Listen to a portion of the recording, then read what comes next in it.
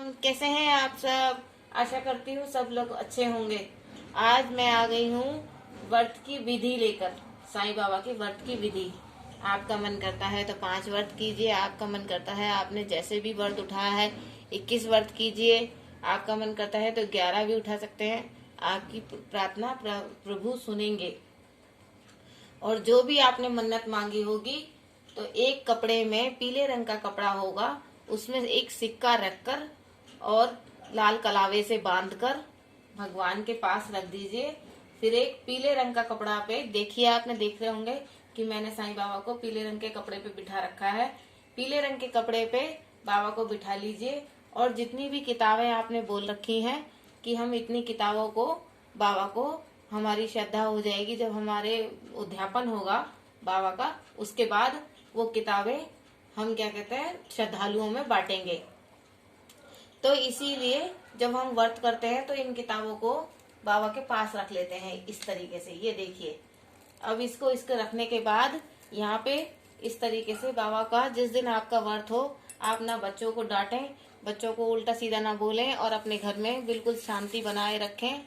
आप किसी से किसी की बातों के बारे में भी बात ना करें और अपने घर में श्रद्धालु से अच्छे से प्यार मोहब्बत से रहें।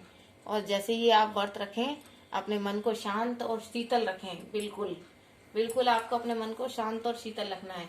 इसके बाद आप 2 दिए जलाइए। ये देखिए, यहाँ पे मैं प्रज्वलित करूंगी दिया, यहाँ पे मैं करूंगी देसी घी का और यहाँ पे मैं करूंगी साईं बाबा का तिल का तेल का दिया।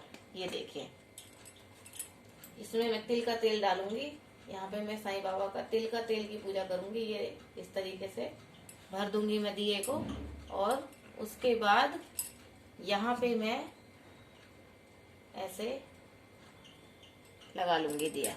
उसके बाद जो भी हम भगवान को चढ़ाते हैं भगवान के पास रख देते हैं। 1 लोटा भर के पानी बाबा के पास रख दीजिए, बाबा जी को पीने के लिए।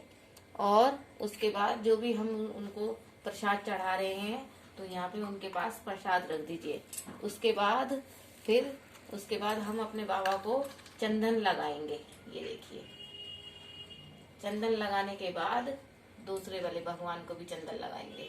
दोनों भगवानों को हम यहाँ पे चंदन लगाएंगे और किताबों पे भी चंदन लगाएंगे इस तरीके से। पीछे माता रानी है तो हम उनको भी चंदन लगा देंगे इस तरीके से ऐसे।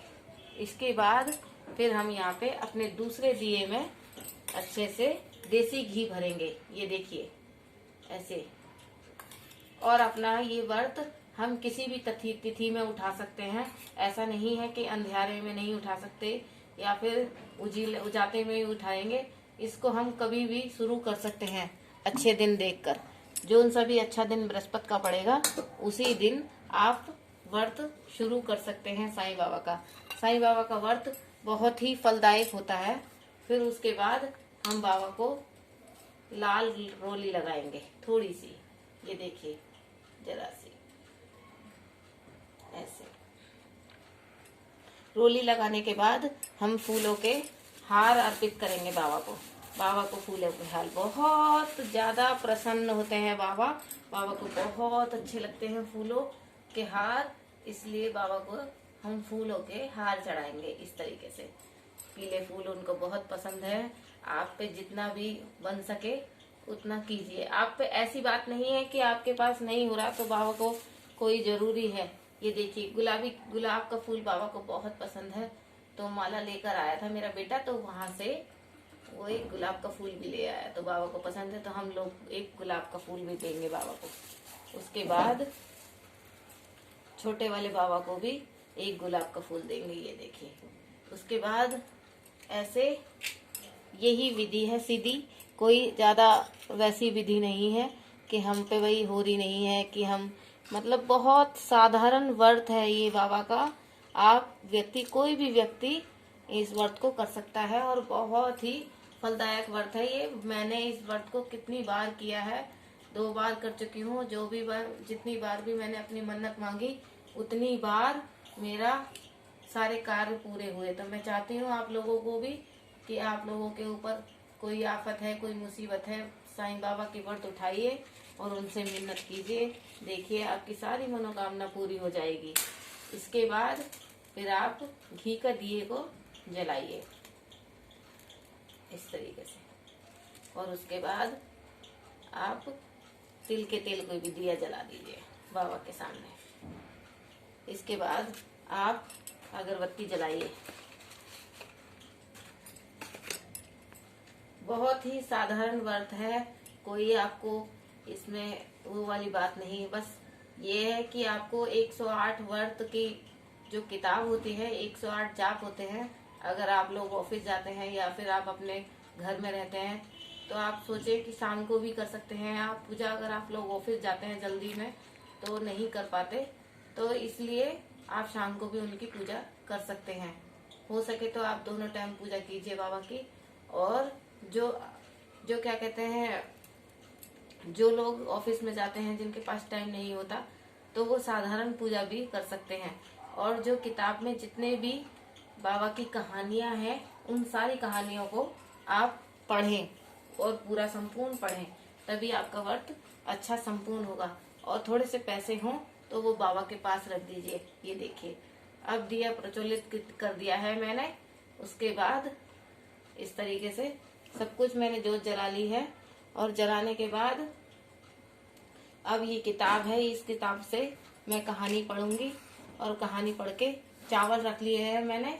जैसे जैसे हम कहानी पढ़ेंगे एक एक चावल अपना इस लोटे में डालते जाएंगे। उसके बाद फिर कहानी पढ़ने के बाद जितनी भी कहानियां हो जाएंगी हमारी पूरी, फिर बाबा की आरती करेंगे। आरती करेंगे हम कपूर से आरती करेंगे। बाबा की आरती कपूर से करेंगे। बाबा को कपूर बहुत ज्यादा फलदायक होता है। कपूर ये देखिए, कपूर से बाबा की आरती जरूर करना। उसके बाद फिर आप आपका व्रत शांति से रहना। ऐसा नहीं है कि आप लोग व्रत भूखे पेट रखें, भूखे पेट नहीं रखना आपको व्रत कुछ खा के रखना। क्योंकि बाबा को ये बात बिल्कुल पसंद नहीं कि उनके श्रद्धालु व्रत करें उनके और भूखे रहें। इसलिए आप दिन में कम से कम दूध लीजिए या कोई फल ले लीजिए, आप जरूर ग्रहण कीजिए। कुछ खाकर ही बाबा का व्रत कीजिए।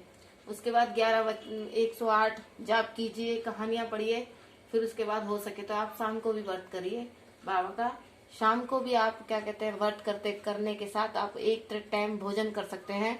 आपने अगर नमकीन व्रत उठाए हैं तो आप नमकीन का खाना खा सकते हैं। मीठे व्रत उठाए हैं तो मीठे भी रख सकते हैं।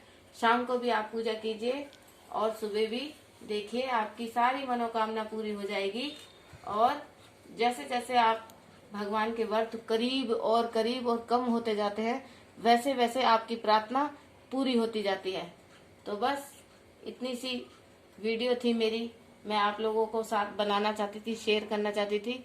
इसी वीडियो के साथ आप वीडियो को लाइक कीजिए, सब्सक्राइब कीजिए और बेल आइकन को भी दबाइए। बस इसी के साथ ओम साई राम।